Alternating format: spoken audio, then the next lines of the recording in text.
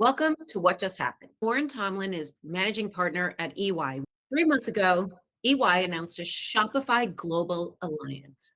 Let's learn more. It's nice to meet you. Yeah, you too. I have so many questions. So, 3 months ago, you guys announced a global alliance with Shopify. Now, that's shocking to me because my old days in consulting, like we basically had verticals, and then there were partners who led the verticals, and then you went after business and you consulted with those companies. And in my view, looking at Yeah. it, it looks like the older firms have rebranded and turned in have pulled a lot of what would normally be in an agency.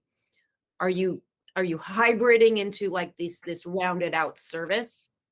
User experience and transformation is the lifeblood of an organization, not an adjacent nice to have. And so I think that's why you see the big SIs and certainly the big four and specifically us going harder after that with our clients to say, look, it's not about how it looks, it's about how it works. And I think it's not about doing things differently in 2023. It's about doing different things, right? How do you do things with your brand that you couldn't have had or didn't have permission to do even a decade ago? The word brand would not be coming out of anyone's mouth from a big 4, 6, 8 Yeah. back in the day. I'm just trying to connect the dots to why Yeah. it's due now. There is more Well, brand. yeah, it's what I mean, but if you think about like, and it's you're exactly right. So yeah, like there's a lot to be said on this topic, but I would say, consumers and whether you're B2B, B2C, or even in education, people don't judge your brand, your organization, and the experiences they have there by your peer group necessarily, right? They compare the retail banking experience to the Apple Store, right? They compare your mobile app to Spotify or the airline that they check into. And so the consulting firms, yes, we've made a pivot to brand, but in reality, we've always worked with those brands, often in the back office, right? Optimizing and transforming. And I think now we're realizing there's too much risk to just transform the back office and not be concerned with the front office, or too much risk just doing strategy on the front and not making it real in the back. And so I think that's why you see ourselves and others just kind of coming together to say we're going to do it end to end, whether it's front office, back office, or whether it's user experience all the way through to the plumbing in the back. You touched on so many major points. So, and there's so much we could dig into. But one of the things that I've talked about with a B2B agency head who wrote the book Humanizing B2B is the controversy around using the word brand to CEOs of companies that are enterprise and having them understand that, like, okay, maybe you're B2B, but like actually you are a brand and here's why.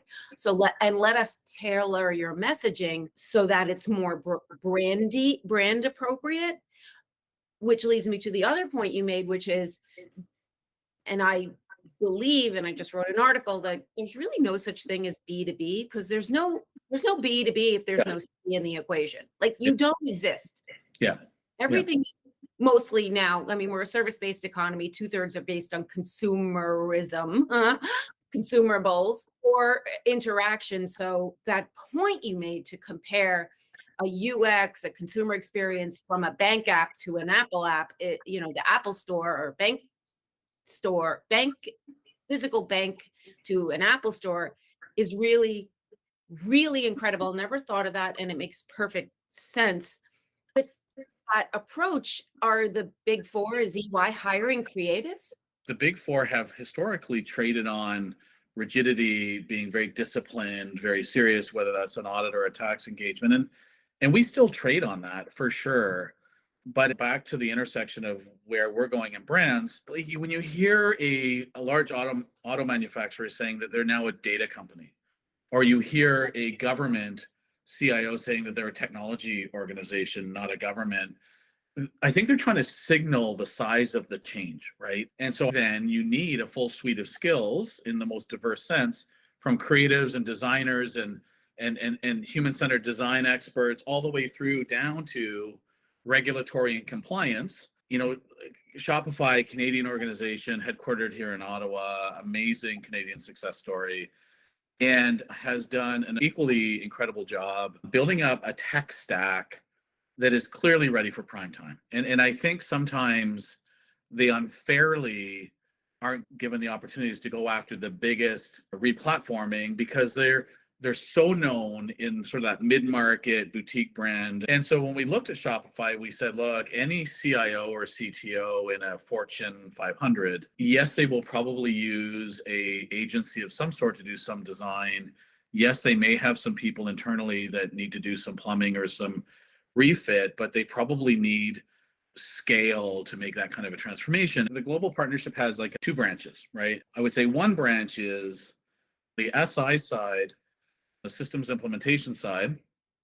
We looked at Shopify as being more than capable for enterprise, but enterprise needing a partner with global scale. We see the headwinds of a recession, the importance of being able to transact in channels like TikTok and Instagram. What we've done, we've partnered with Shopify around the world. So if you're a brick and mortar or you're a brand looking to replatform and you want sort of carefully said the trust of a big scaled partner to do that with you, we've committed to training 10,000 people on Shopify. So we have a small army to do that, right?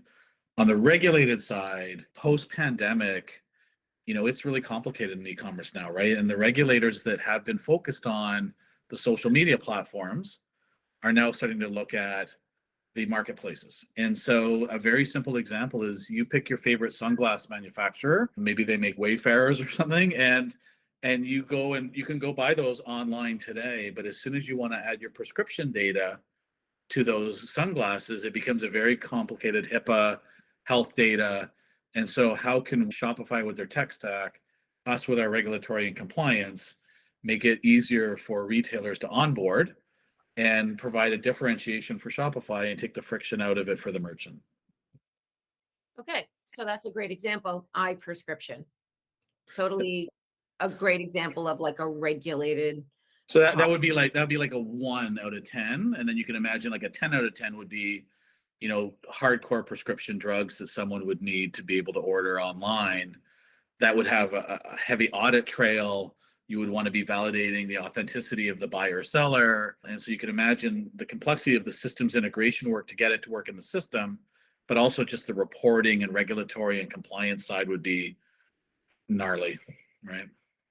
Imagine being able to sell online with Shopify bringing their unbeatable tech stack and us bringing our unbeatable stack of fraud analytics, reporting, all the kind of good attributes that you'd associate with EY and kind of running that for a brand.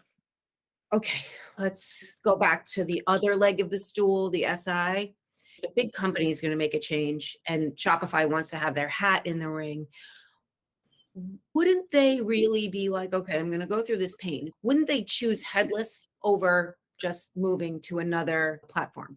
You raise a super important point that I should just spend a second on is I consider when you go to change your commerce platform, it's probably a hyper change event, right? It's not just this platform versus this one and the speeds and feeds of either. It becomes a hyper change, hyper spend event. And so when a retailer is saying, look, either this legacy technology debt of a platform, or I want to be, to your point, more contemporary in my architecture and be able to go on TikTok and Instagram, we've not seen or spoken to a retailer yet that is saying, look, I just want to switch platforms, leave me alone. It's like, maybe I need a new target operating model. Maybe I need a new strategy. Maybe I need new tax and customs and trade, right? Like there's a whole halo of change that comes around that event. And we work with all the agencies, right? We want them in our family, but often the agency will do just the task of the swap, right? And so we're there to say, should you be considering ... when you're making that change to a headless or a more contemporary solution? Got it. Do you have a lot of inbound inquiries? On the inbound, outbound, I would say it's both. I would say it's half inbound, where they're like, finally a partner to do this with, and it's also us going and picking the clients that we really think we can make a difference for. I would say it's either enterprises that were considering Shopify seriously that say, wow, having that kind of a scaled partner to make the change with gives us confidence. So that's great. And I would also say it's brands and organizations that we want to work with and that Shopify wants to work with, where we can bring them into one of our innovation centers and have the client, us, and Shopify together. And it's one of the key tenets of design thinking, right? People own what they create. And so if we can get the client in there with us, rolling up our collective sleeves, then we all tend to own the success, right? And the vision of where we're going. To hear the words design thinking as it relates to this world, it's like, Yeah. wow, like Yeah. what? I mean, I Yeah. spent 3 years in there, right? Are you more comfortable if I use general ledger and stuff like that? Should I be I using? don't even know. I don't even know. Like, I just don't know because I Yeah. left that world to go into creative.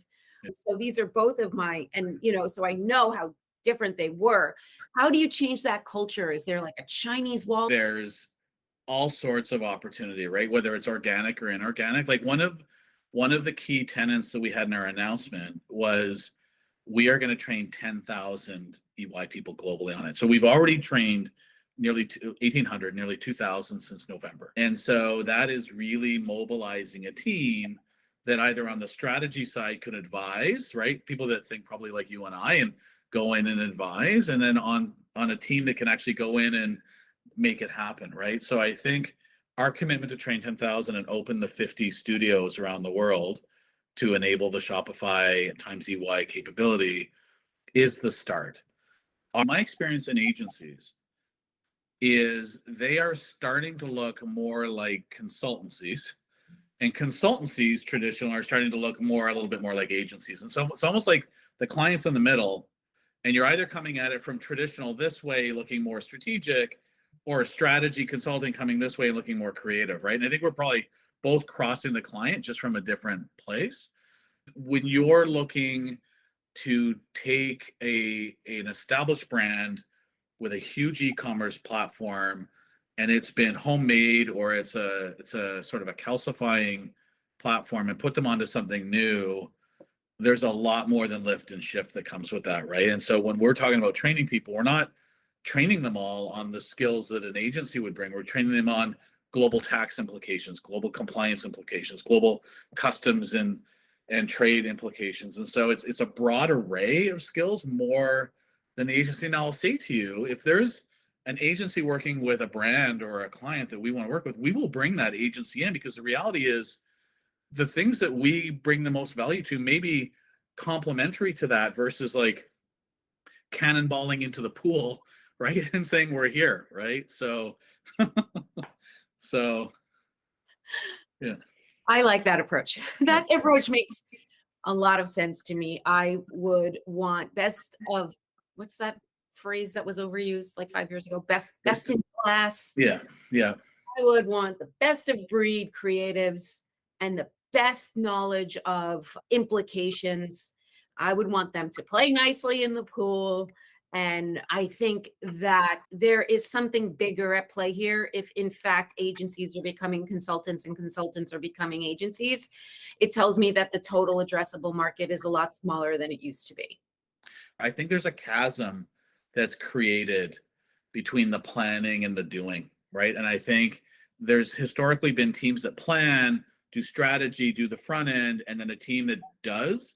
And I think that causes delay, risk.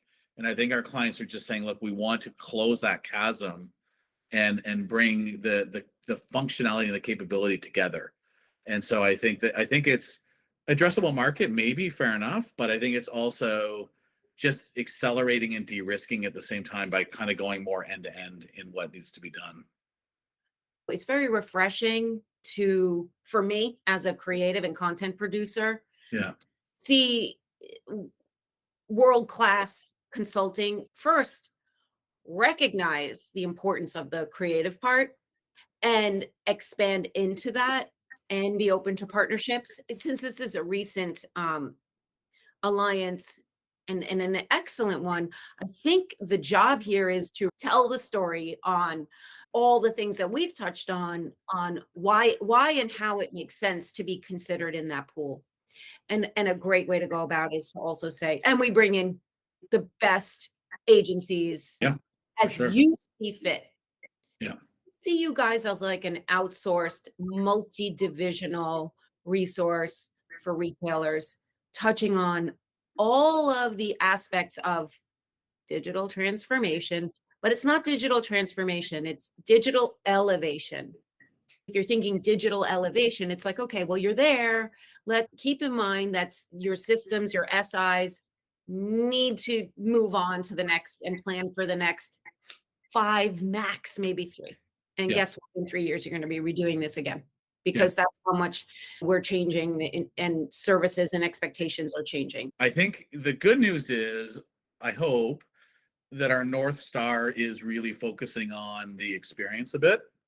The the challenge will always be to be realistic in what you can pull off, I think, in your own environment. Walk us through how the alliance came about. Yeah, no, it's also a great question. When we looked at Shopify, we just said, look, we're helping them with all this regulatory compliance piece. We felt them gearing up to the enterprise and moving up the stack, not leaving behind the merchants and the businesses they've enabled, but also taking their technology up. And we said, how could we do that? And then how could we do that in a way that brings the best of what we do too? And the best of what we do, I think, is that scaled by from the design thinking right through the implementation or the compliance and regulatory stream. And so we approached them. We're really happy with the way the market's reacting to it. I think Shopify, I mean, they are so relevant, right? In terms of transacting at the point of influence, the brands they work with, the businesses they enable, from you and I having an idea through to being publicly traded, right? Like they're so known for that. They aren't as known as the replatformer for a big pharmacy or a big retailer, bricks and mortar retailer. And so I think that they bring that best of breed technology, sort of a scrappy culture, I would say. And we bring the discipline and regulatory and together, I think truly we play to our unique strengths. And I have to tell you, we're not trying to be them. I don't think they're trying to be us, but together, I think it's valuable. A lot of them are already your clients. And you know what? Honestly, I should say that when you asked where it came from, a lot of our clients were starting to ask us themselves, what should we do with replatforming? Should we look at Shopify? And it just felt like the time was right, honestly, for both of us. So Well, I'm gonna tell now all the dots are connected. Here's now what it is. So Deloitte and Accenture have like metaverse studios, Web3. Why? Because their clients asked for it. So what's happening is service providers at that huge level are being asked questions by their clients. They don't want to refer, they want to build and service. That's what's happening. Now I get it. And it makes sense. yeah. Why send away that business? Why not evolve the competencies we have, right? Like My 25 God, years ago, we wouldn't have had analytics experts or AI experts. Today we do. And this just feels like a natural evolution to that. this is one of the greatest interviews I've ever had. I do want to know more about the innovation centers. Let's do a live Yeah. interview and I can, show it in real Yeah. time. Let's do that for Okay. sure. Sounds great. Well, thank you. I really Okay. appreciate it. Perfect. Okay.